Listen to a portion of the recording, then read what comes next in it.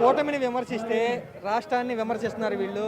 అభివృద్ధి చెందటం వాళ్ళకి ఇష్టం లేదు, అందుకే ఇలా విమర్శిస్తున్నారు వీళ్ళంతా పేటీఎం వాళ్ళని కొంతమంది మాట్లాడుతున్నారు. దాని గురించి ఏమంటారు? బ్రదర్, ముందుగా ప్రైవేటీకరణకి ప్రైవేట్ మెడికల్ కాలేజీలు ఉన్నాయి కదా, ఆ ప్రైవేటీకరణకి ముందు వ్యతిరేకంగా మేమందరం మద్దతు తెలుపుతూ ఇక్కడికి వచ్చినాం బ్రదర్.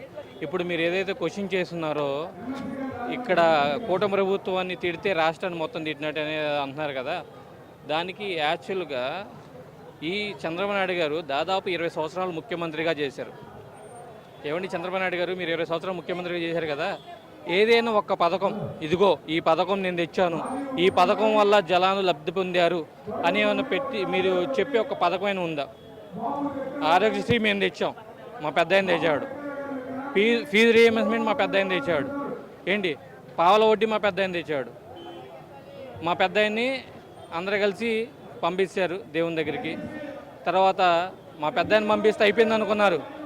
మా పెద్ద ఆయన ముద్దుల బిడ్డ శ్రీ వైఎస్ జగన్మోహన్ రెడ్డి గారు పులివెందుల పులిబిడ్డ దిగాడు. ఏం చేస్తారు అనుకున్నాడు. మొత్తానికి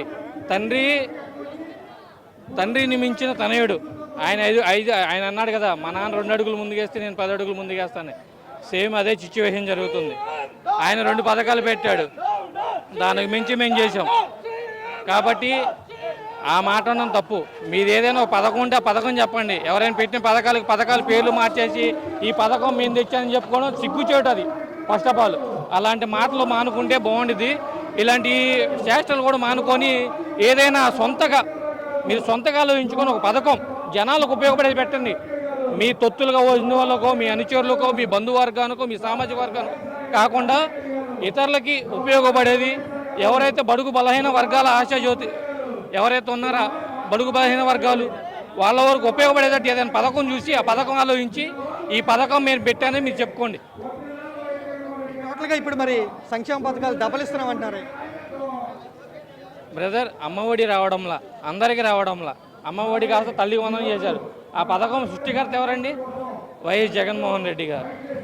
ఏంటి మద్యం పాలసీలు అన్నారు. మద్యం పాలసీలు కాస్త ఏం చేశారండి? తక్కువ మద్యం తీసుకొచ్చి జనాలు సావకూడదు. అవి రాకుండా మూపించుకోవడానికి ఏదేదో ఒక న్యూస్ హైలైట్ అవుతుందంటే ఆ న్యూస్ని హైలైట్ చేయడానికి, దాన్ని మాఫీ చేయడానికి ఇంకో న్యూస్ వీళ్ళు సొంతంగా సృష్టించుకొస్తారన్నమాట. అలా చేసుకొని వస్తున్నప్పుడు మీరు ఏం చేశారు? ఏ పథకం పెట్టారు చెప్పండి? ఏదైనా ఒక పథకం రన్ అవుతుందని చెప్పండి. మీరు ఏ పథకం రన్ అవ్వడం ఇక్కడ ఒకటి అయ్యింది. అమ్మఒడి ఒకటి, అదే తల్లికి వందనం, అమ్మఒడి, పింఛన్ తప్ప మీరు ఏ పథకం పెట్టారో మీరు చెప్పాలి. రైతు భరోసా కింద 20,000 ఇస్తామని చెప్పారు. సంవత్సరానికి ఎంత ఇస్తున్నారండి? 6,000 రూపాయలు ఇస్తున్నారు. 6,000 రూపాయల్లో 2,000 రూపాయలు నరేంద్ర మోడీ గారు ఇచ్చేయి. అవి ఇచ్చేసి అన్నం మెతుకులు రిలీజ్ చేసేసి మేము పథకాలు సృష్టించేసాం, పథకాలు అయిపోయినాయి, అన్నీ ఇచ్చేసాం, అడగకూడదని అంటున్నారు.